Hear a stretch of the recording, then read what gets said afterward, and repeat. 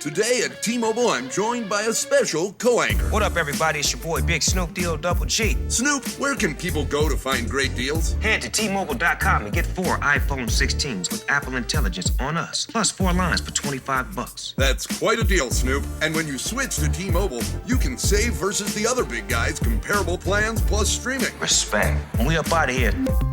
See how you can save on wireless and streaming versus the other big guys at T-Mobile.com/switch. Apple Intelligence requires iOS 18.1 or later. My dad works in B2B marketing. He came by my school for career day and said he was a big ROAS man. Then he told everyone how much he loved calculating his return on ad spend. My friends still laugh at me to this day. Not everyone gets B2B, but with LinkedIn, you'll be able to reach people who do. Get a $100 credit on your next ad campaign. Go to linkedin.com/results to claim your credit. That's linkedin.com/results. Terms and conditions apply. LinkedIn, the place to be. Good night, itchy eyes. Good night, sudden sneeze. Good night to your symptoms of allergies. Xyzal is the allergy medicine you take before bed. It provides powerful relief while you rest your head. Not just all night, but all the next day. Xyzal keeps working, keeping allergies at bay. And without those annoying symptoms disturbing your rest, you can wake up the next morning feeling your absolute best. Remember, be wise all. Take Xyzal. At night.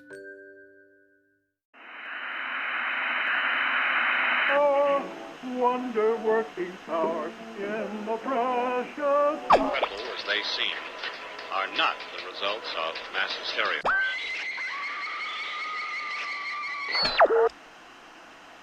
You may wish to adjust the dial.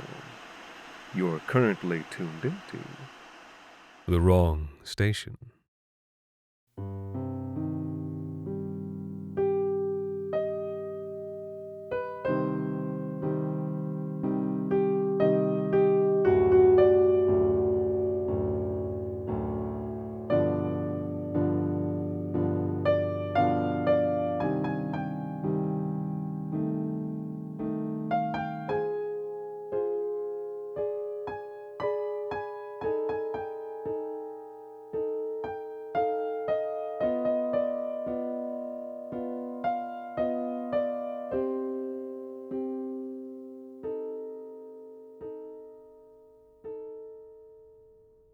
I never thought of myself as the kind of person who wanted to make art that felt important. Or, more accurately, I guess, I never felt like I needed to make that kind of art. It'd be nice, of course, to have people think of your work as cerebral and fresh, stuff that pushes boundaries. You know, important. But I didn't need that. And besides, it's not exactly a reasonable expectation for an actor. Unless you're one of those actor, writer, producer types. You know the ones. People who will make their living touring a one-person show on the fringe circuit and who style themselves as a theater creator in their bio in the program. And power to them, but that was never me. No, just a simple, no extra frills actor. A song and dance man, as it turned out. Not that that was my specific aim when I went to school. I mean, I always thought my Chekhov was pretty good. But sometimes contracts just roll into contracts, and what starts with booking a nice feature role in a production of Annie ends with you being someone who owns jazz shoes and a vocal steamer. Which I was all fine with. I was.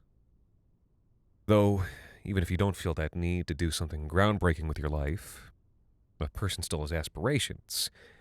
Ones that aren't necessarily fulfilled by doing a casino tour of a 50s jukebox show. Summer Nights, the show was called, though it was actually March when we put the thing up. Funny, those casino contracts. Almost a microcosm of this whole career, where you constantly oscillate between being treated like the scum of the earth and royalty.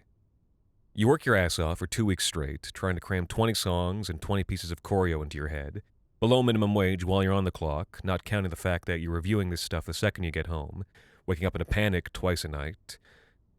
Then you get to the casino and you're the talent. Meal card, soft bed, expenses paid. Then you're back on the bus, sleeping on the bus, waking up with your neck at a 90-degree angle to do another tech load, and somebody's telling you to do a backflip and eat fire at 7:30 a.m. and repeat and repeat. Again, fine for some. They thrive in it. For me, fine, but exhausting. Exhausting and, frankly, boring. Boring because the story of Sarah Jenkins Fleming meeting Alex Cool Slidell down at the old malt shop and showing him that old rock and roll ain't so bad after all wasn't all that gripping to me. And boring because despite doing 2 of those a day, there was still an abundance of free time. Lots of free time to sit with your own thoughts, if you enjoy that kind of thing. I don't at the best of times, and I certainly didn't then. Which is why I went for a walk one chilly afternoon, out of town and out onto the side roads, having no idea what I would stumble upon and how it would come to change me. You see, the thing about casinos is that if you've seen one, you've seen most, and the same goes for casino towns. We're not talking about Las Vegas here, we're talking places like Niagara Falls, Ontario, and that's one of the bigger examples. They're small, they're sad, there's not a lot of work, and there's not much to do but gamble. Or, if you're somebody who has a casino subscription package, see a Thai or jukebox musical. Which is why I took to walking in my own time, getting as far away as I could with enough time to make it back for shows, to not breathe in stifled hotel air for just a few hours, and to try and see a tree.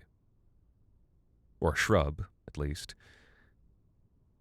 Dry brown shrubs that day, and dirt, and beaten asphalt and gravel, and the suggestion of a railing off the shoulder. And, a couple 100 yards off into the hazy distance, a tent. One of those canopy types, a white, rust-spotted metal frame that stretched up and out to about 10 by 10 square feet, and a dusty, once-white canvas covering overhead. There was a crowd gathered underneath, their backs to the road. Around what, I couldn't tell just yet. As I got close, I saw a man seated in front of that crowd on the road shoulder, his back turned to them, facing the direction I was coming from. 40s, 50s, though I'd believe you if you told me he was 35. Thinning hair, rough stubble, faded slacks, and a well-worn chambray shirt. Broad shoulders and strong-looking hands, though with a distinctly anterior crook to his posture.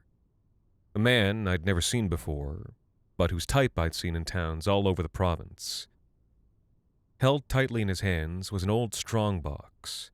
As I came up upon him and the crowded tent, he gave me a good up and down and said, 10 minimum. 10 minimum, I thought. For what? But before the words came out of my mouth, I stopped myself. Looking at him again, I reasoned that the man wasn't much for conversation. And I could have just kept walking. Make my way back to the hotel, and let that little tent be something you wonder about once or twice a year. But call it curiosity, call it boredom, call it something cosmic, compelling, sinister. Without giving it too much more thought, I reached into my wallet and handed the man a sleek, purple plastic 10. He took the bill, then pulled a small yellow notepad from his chest pocket and scribbled something in pencil. Bid me pass with a shrug of the shoulder as he did. Now I was making my way through that crowd of 25, maybe 30. Most the same type as the man in the chair. White, wind-scarred faces past their prime. A few older than that. A few indigenous, East Asian, Southwest Asian. One a Filipino woman who looked to be in her 80s, leaning on a walker. All quiet. All eyes forward. When I got to the front, I finally saw him. Another face like the man in the chair. Not just in type, though, but in intimate feature, give or take 5 extra years. A brother, probably. A cousin, at least. Same sun-beaten clothes and world-beaten back. But at that moment, he was standing tall. quietly, with gravity, showing the crowd an object held supinated between thumb and index and middle finger. It was a pool ball, the 8. Holding it in front of him, he looked from one end of his audience to the other, taking a moment to meet the eyes of each person in turn. Even me.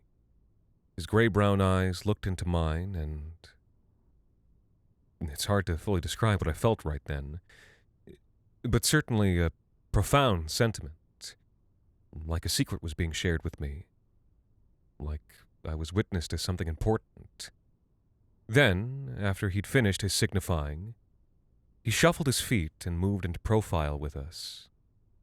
My gut tightened. He tilted his head back.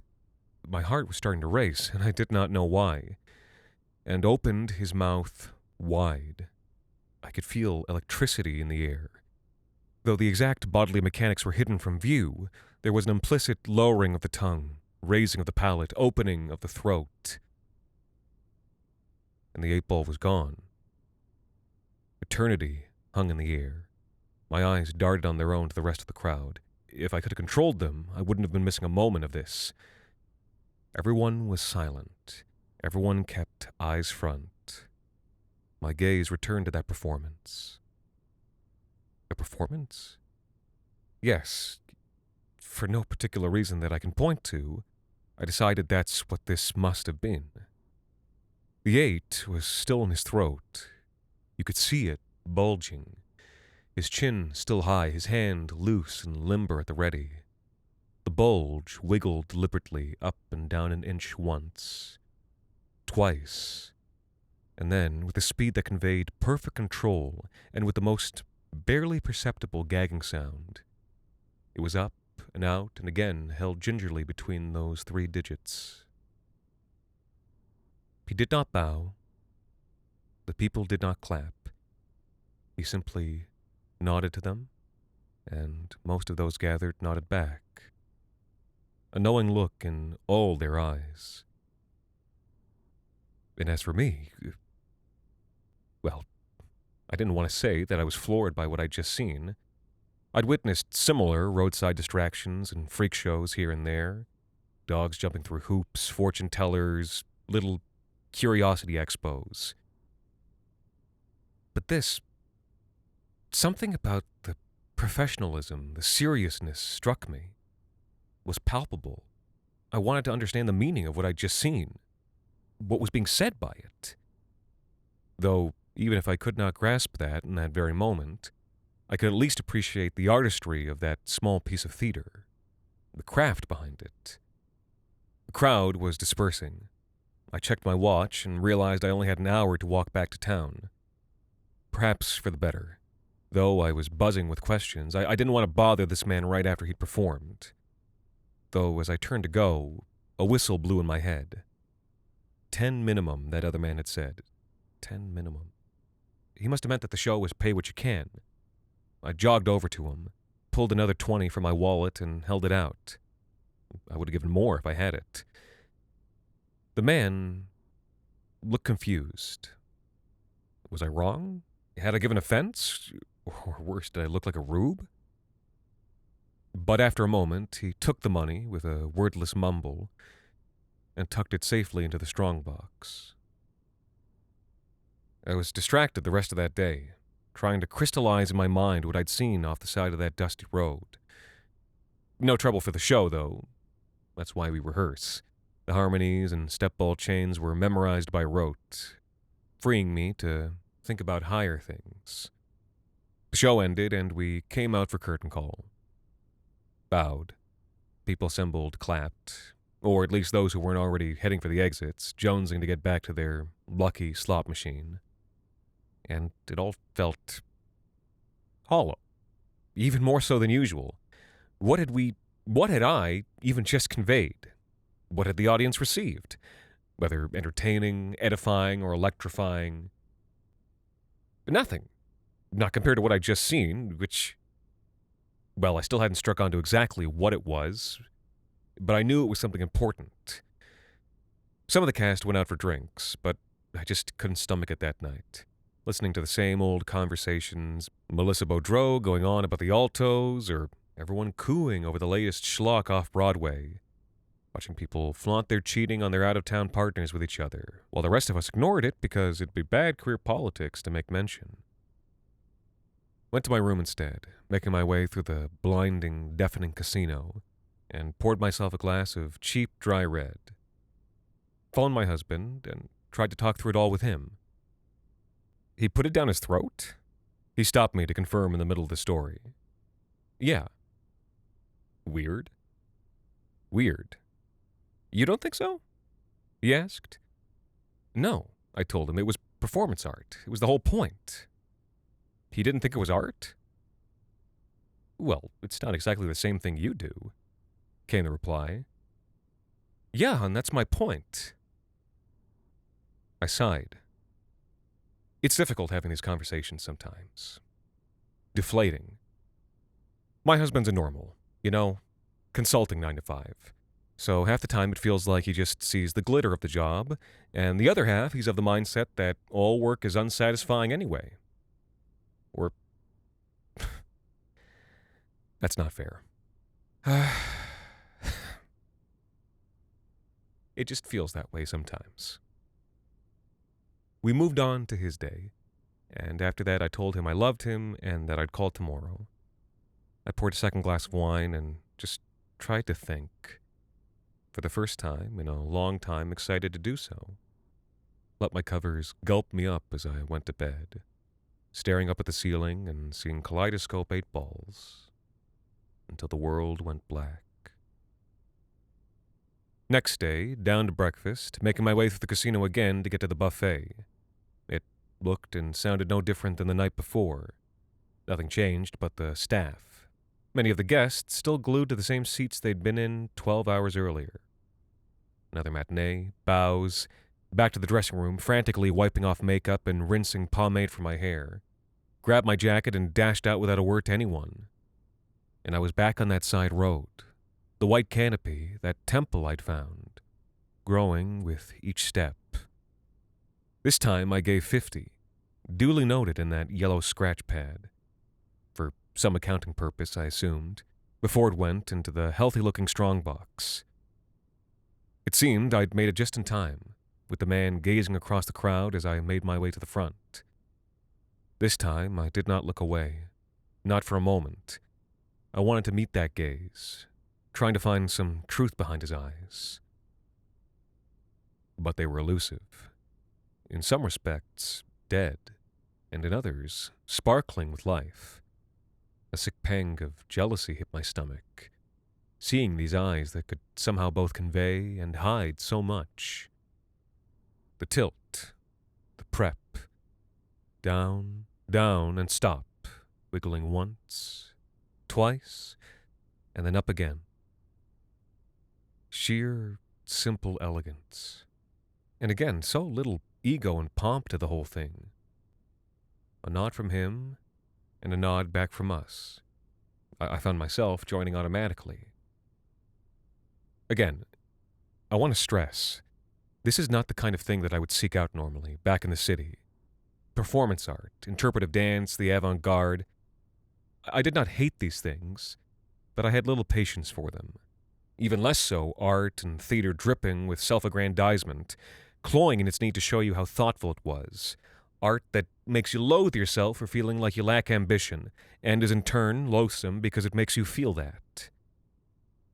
But this was not that. Either of those things. The gears were turning in my head, and it occurred to me that maybe I wasn't supposed to understand. Maybe this work did not demand my understanding, but simply my attention. To stand there, just be in the presence of, and just feel the taste of metal on my tongue. Maybe. But there was still something I was missing. The next few days were a blur, and as they went on, a dread came over me. You see, by end of week, we'd be shipping out to the next leg of our tour. This place, that roadside tent. I might never see them again after that. It shouldn't have mattered. Truly. But I felt pressure. That knowledge made me irritable. My work suffered those couple of days, as did my relations, which, again, feels absurd. That a few days, just 1 week really, should feel so weighty and cast such a pall. But that's how it felt. And that short spiral was contoured by routine. Matinee, then sprinting to the side road as quickly as the addicts in our own audience ran back to the casino, handing over hard-earned money, watching it go into a cash box that seemed to grow fatter every day. Maybe they had another showing in the morning I didn't know about. Still, not quite getting it, and each time that ball came back up, feeling that dull ache of disappointment. But excitement coursing through me as well, sure that I'd get it next time. It was our last evening at the hotel, and I was in my room, sitting on the bed, staring at the wall. After I'd missed an entrance and completely fucked up 2 numbers during that evening's show, the stage manager had pulled me aside to check in. I think it was more out of concern for my well-being, but I can't be sure. Everything she'd said had been muffled to me. Underwater. Someone from the cast had knocked at my door earlier, asking if I needed anything. But I didn't reply. I hadn't called home in 2 days, and had dozens of unread texts from my husband. But I just stared at the wall, until my eyes eventually fell down to my left side, where, in my hand, I held an 8-ball, fresh out of its packaging. I'd purchased a set from the town's department store that very day. Because theory only gets you so far, and the greatest and most complete way to understand is to do. I'd seen it enough times, surely. This was necessary. Surely. I stood, shuffled nervously to find the right placement, tilted my head back. A deep breath, a long exhale, trying to rein in my sympathetic nervous system. I opened my mouth, lowered the tongue, raised the palate best I could. The ball was cool. I'd never even considered that. The temperature of the ball, that particular sensation in context. But it warmed slightly as my hot breath formed moisture on its surface. Closer. Closer. A faltering moment as the sick click of my teeth against the ball's resin echoed like a gunshot inside the chamber of my mouth. My tongue squirmed, brushed up against it to taste the mummification of its packing plastic and cardboard. But still, I pushed. So close now. My mouth, all the way around it. The glossy lettering of that 8 teasing at my esophagus. And suddenly, my body simply said, no. My throat produced a gagging sound I'd never thought it capable of, and turned every one of its muscles to the task of ejecting that foreign object.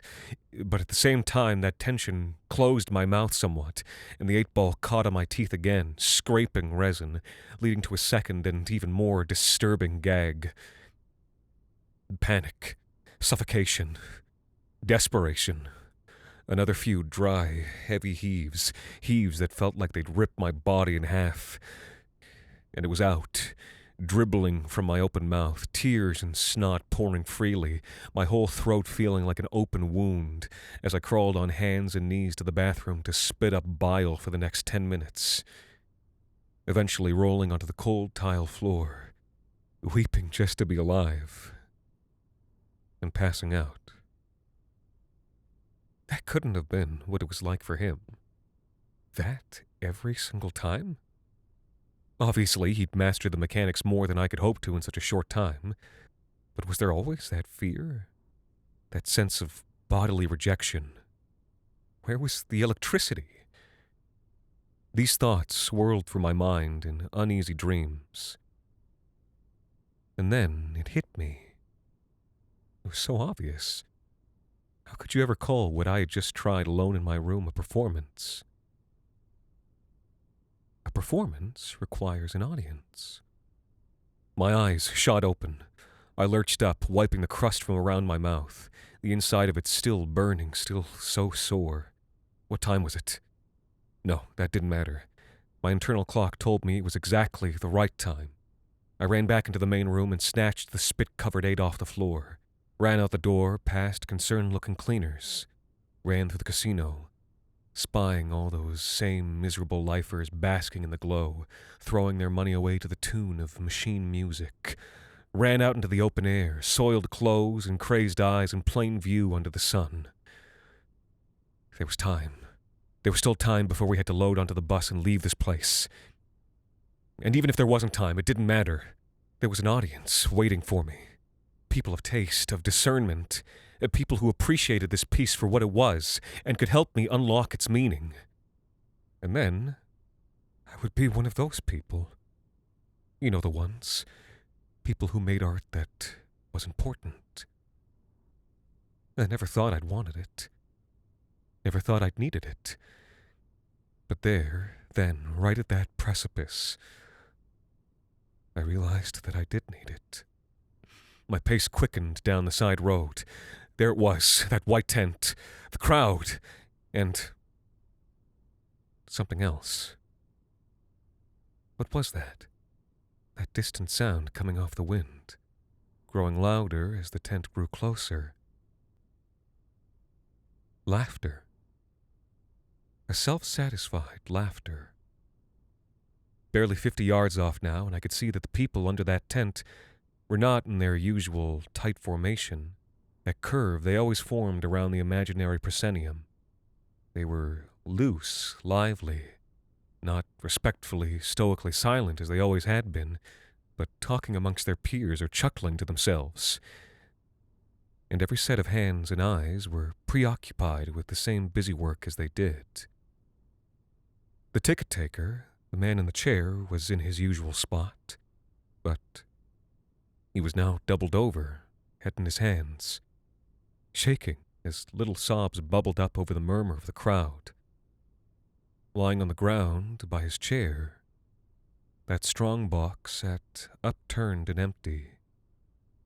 Its contents, I realized as my eyes rose again, divided and being carefully counted by everyone else present. This wasn't right. None of this was right. The 8-ball slid from my hand onto the dirt as I barreled through to the other side of the crowd, so quickly that I practically tripped as I broke through them. Tripped over the body lying on the ground.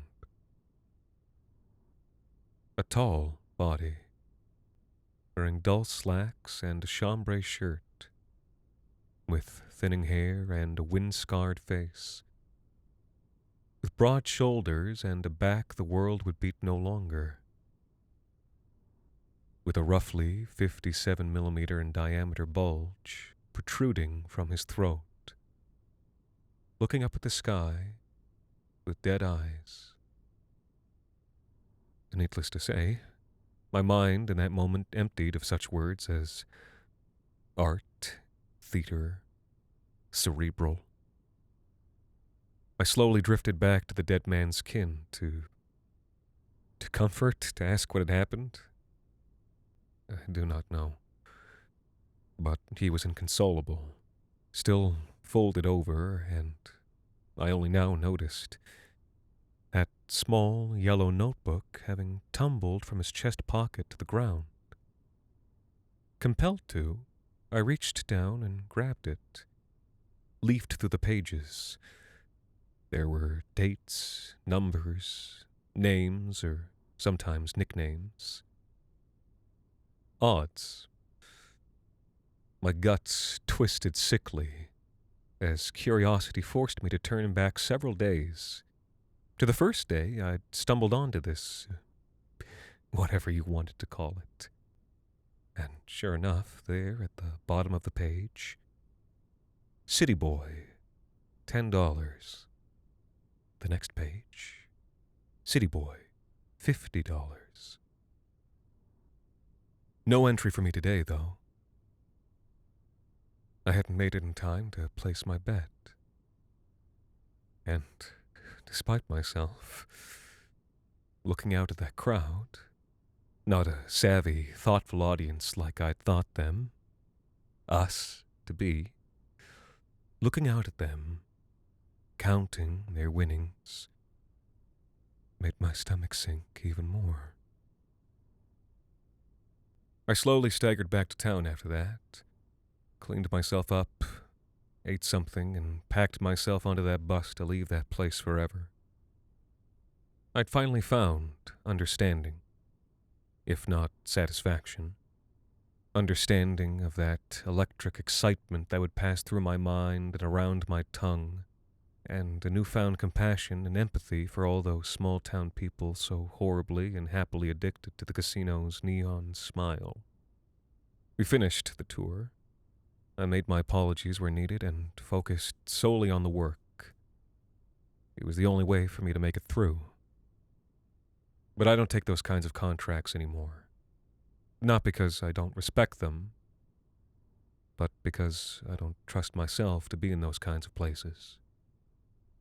That's not to say that I'm picky. I try to keep an open mind. Because satisfaction can be found in simple work.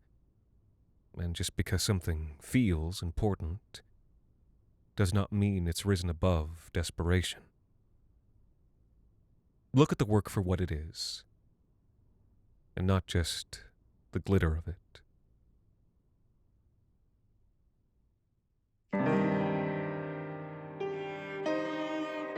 The Wrong Station is made possible with the generous support of our listeners on Patreon. Visit today at patreon.com/thewrongstation. You can also support us by leaving a rating and review on iTunes, Spotify, or wherever it is you tune into the show. This week's episode, Roadside Attraction, was written and performed by Anthony Botello. Thank you to Karen Croft, Moises Lopez, Mari Nilsson, Kevin, Vanessa Marquand, Laura Wren, and Zach1886. And a very special thanks to Sarah Jenkins Fleming, Alex L., and Melissa Beaudreau for helping us keep the lights, well, off. The Wrong Station is co-produced by Alexander Saxton, Anthony Botello, and Jacob Duarte Spiel, with music composed and performed by Alon Citron, and arranged for the viola and performed by Viola Schmidt.